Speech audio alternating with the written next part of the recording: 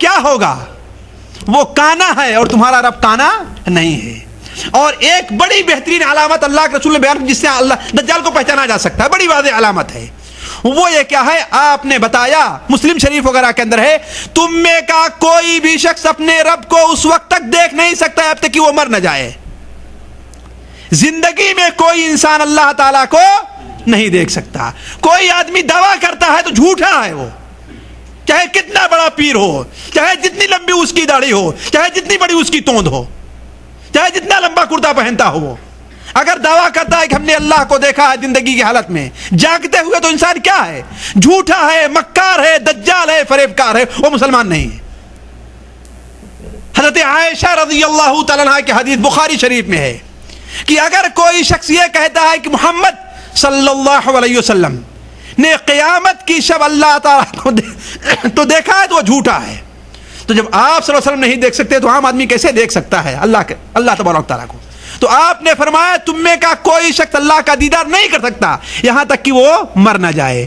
اس کا مطلب دجال کو تو دیکھ رہا ہے سامنے، یقین مان لے کہ دجال ہے، اس کا رب نہیں ہے۔ ایک اور چیز اب آپ لوگ سوچے ہوں گے، یہ تو معمولی سی چیز ہے، دجال کو ہم آسانی سے پہچان لیں گے، لیکن بڑا خطرناک مرحلہ ہے، اچھے اچھے لوگوں کے قدم ڈگمگا جائیں گے وہاں پر، ایسی ایسی چیزیں وہ ظاہر کرے گا۔ وہ بات وقت ختم ہو گیا، مولوی صاحب نے جھنڈا دے دیا ہے ہری جھنڈی کی ختمہ ہو، اس لیے جو ہے وہ تفصیل نہیں رکھتا، صرف معمولی سی اجازت چاہوں گا 10 منٹ کے لیے ان سے بس، تاکہ وہ بڑی اہم چیزیں آپ کے سامنے وہ رکھ دی جائے۔ دیکھیے دجال کہ ایک فتنہ یہ ہوگا کہ بڑی تیزی کے ساتھ ساری دنیا کے اندر سفر کرے گا، لوگ جب اس کی تیزی دیکھیں گے، تیز رفتاری دیکھیں گے تو حیرت میں آ جائیں، کہیں گے تو کوئی انسان ایسا نہیں کر سکتا، اس کا مطلب انسان سے پرے ہٹ کر کے کوئی طاقت ہے۔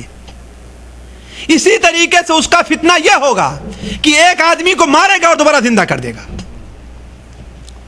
ایک آدمی کو ایک تلوار سے 2 ٹکڑے کرے گا اور دونوں حصے کو اتنی دور پھینک دے گا جتنی دور تیر جایا کرتا ہے۔ کتنی دور تیر جاتا ہے؟ بہت دور جاتا ہے، اور اس کے بعد اشارہ کرے گا، وہ اس کے دونوں حصے آ کر کے مٹ جائیں گے اور ہنستا ہوا نوجوان سا انسان آ کے سامنے کھڑا ہو جائے گا، اسی کو مارا ہے اور زندہ کر دیا ہے دوبارہ۔ ذرا سوچیں، اگر صحیح ایمان نہیں ہے تو کتنے لوگ لڑکھڑا جائیں گے کہ رے یہ تو یقیناً رب ہمارا ہے، ہمارا خدا یقیناً ہے، اس لیے کہ دیکھو مار کر کے زندہ کر لیتا ہے۔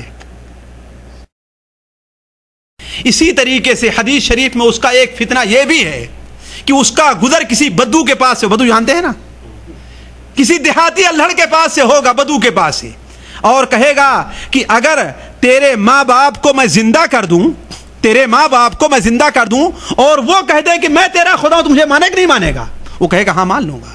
چنانچہ شیطان اس کے ماں باپ کی شکل میں فوراً کھڑے ہو جائیں گے اور کہیں گے اے بچے ان کو مان لے، یہ تیرے رب ہیں، یہ تیرے خدا ہیں۔ بھلا بتائیے دھوکے میں لوگ آئیں گے نہیں آئیں گے؟ اگر صحیح ایمان نہیں ہے، صحیح علم نہیں ہے، صحیح معلومات، لوگ دھوکے میں آئیں گے نہیں آئیں گے؟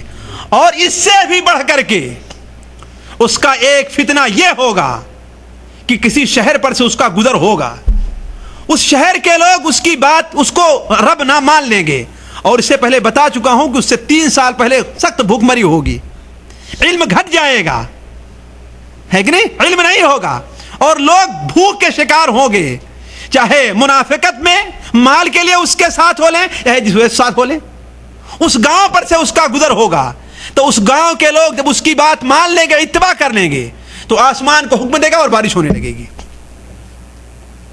اور دن رات میں آسمان سے سبزے اگائیں گے، صبح کو ان کے جانور جو ابھی تک بالکل لڑکھڑا رہے تھے، مرنے کی حالت میں تھے، جب شام کو گھر واپس آئیں گے تو ان کے جسم موٹا ہو گیا رہے گا، ان کا پیٹ بھرا رہے گا اور ان کے تھنوں کے اندر دودھ آ جائے گا۔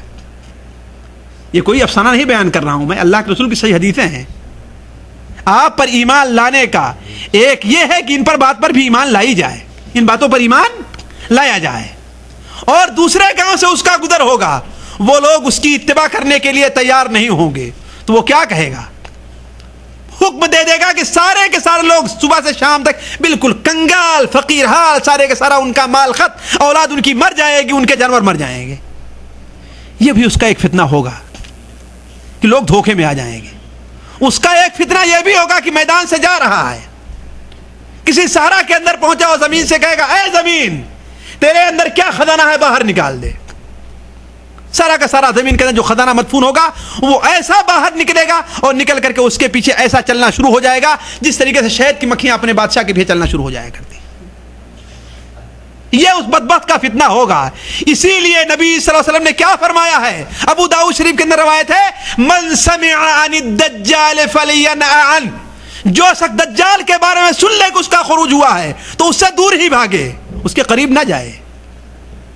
کہا کہ ایک شخص اس کے پاس جائے گا بڑے جذبے کے اندر، میں دیکھتا ہوں کیا کرتا ہے وہ، لیکن وہ ایسے ایسے حالات دکھلائے گا، ایسے ایسے کرشمے دکھلائے گا کہ شبہ کے اندر پڑ جائے گا اور اس کا پیروکار بن جائے گا.